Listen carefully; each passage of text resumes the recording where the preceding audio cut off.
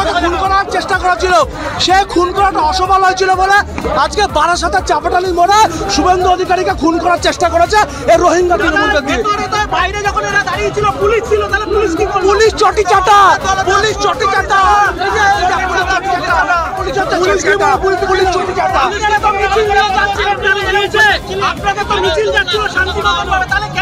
মমতা শান্তিপূর্ণ মিছিল চায় না।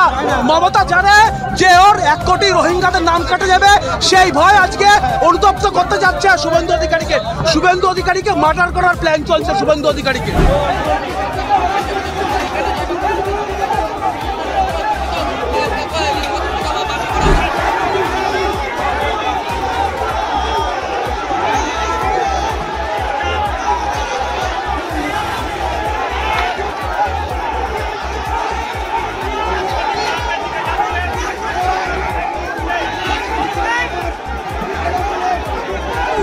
মূর্খ শুভেন্দু, মূর্খ শুভেন্দু, মূর্খ শুভেন্দু, মূর্খ শুভেন্দু মুখ্যমন্ত্রীর নামে গালাগালি করছে। আমরা বাংলার মানুষ মুখ্যমন্ত্রীর নামে গালাগালি করলে আমরা বিজেপিকে গঙ্গা সাগরে ফেলে দেবো, বিজেপিকে গঙ্গা সাগরে ফেলে দেবো। মূর্খ শুভেন্দু। শুভেন্দুদার র্যালি অত্যন্ত শান্তিপূর্ণভাবে আসছিল, সেটা আপনারাও নিশ্চয়ই আপনাদের ক্যামেরায় এসছে। সেখান থেকে যখন তৃণমূলের পার্টি অফিসের বাইরে থেকে আমাদের র্যালি যাচ্ছিল, আর সব থেকে বড় কথা যখন শুভেন্দুদার যখন কাছাকাছি চলে এসছে, ওই সময় তৃণমূল পার্টি অফিস থেকে কিছু দুষ্কৃতী বেরিয়ে ওরা লাঠি ছোড়ে, জুতো ছোড়ে, পাথর ছোড়ে। তখন আমরা যুব মোর্চার পক্ষ থেকে আমরা ওখানে চেন করে দিই। চেন করে আমরা প্রত্যেক কার্যকর্তা যাতে পরিস্থিতির নিয়ন্ত্রণে থাকে আমরা ধাক্কা মেরে মেরে কার্যকর্তাদের পাঠাতে থাকি। হ্যাঁ, সেই সময় দাঁড়িয়ে পেছন থেকে লাঠি দিয়ে আমার মাথার এখানে মারা হলো, এই জায়গাটা ফাটানো হয়েছে, ঠিক আছে। আর সব থেকে বড় কথা, সেইখানে যখন মাথা ফাটানো হলো, যখন পুলিশকে আমরা দেখাতে গেলাম, সেই সময় পুলিশ পর্যন্ত আমাকে ধাক্কা মেরে ওখান থেকে সরিয়ে দিয়েছে। আর পুলিশ ওখানে দাঁড়িয়ে দাঁড়িয়ে ওদেরকে ধাক্কা মারেনি, পুলিশ ওদেরকে ভেতরে ঢোকায়নি, পুলিশ ওখান থেকে আমাদেরকে ধাক্কা মারছে। যেখানে মাননীয় আমাদের বিরোধী দলনেতা শুভেন্দু অধিকারী মহাশয় উপস্থিত ছিলেন। আমাদের যাত্রা শুরু হয়েছিল হেলাবরতলা থেকে।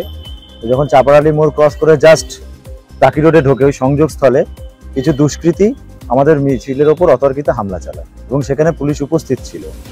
সেই বিষয়ে আমাদের কিছু কর্মী সমর্থক যারা ছিলেন কিছু আহত হয়েছে, 5-7 জন মিলে, এবং সেই বিষয়ে আমরা এখানে কমপ্লেন করতেলাম যে তারা পুলিশ দুষ্কৃতীদেরকে চিহ্নিত করুক এবং আইনানুগ যথাযথ ব্যবস্থা গ্রহণ করুক।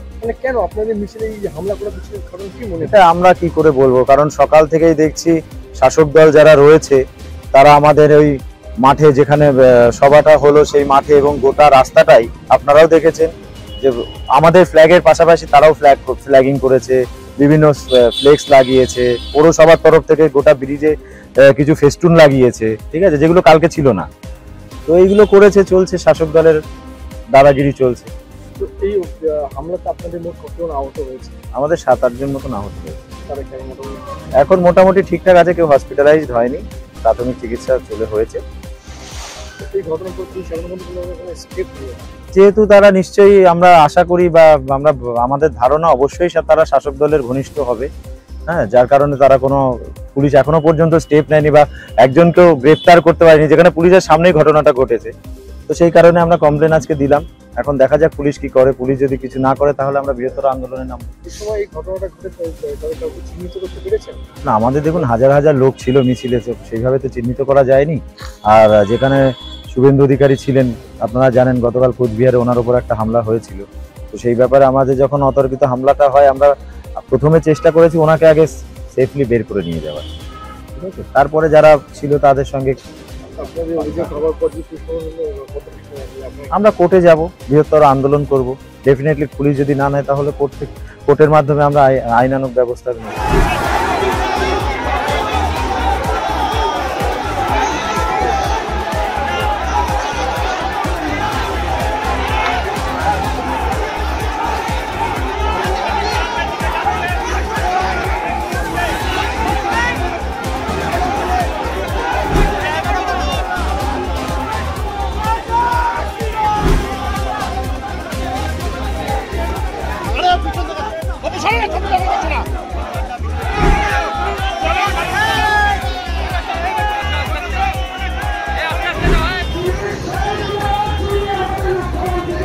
এই মুহূর্তে বারাসাত থানার বিশাল পুলিশ বাহিনী ঘটনাস্থলে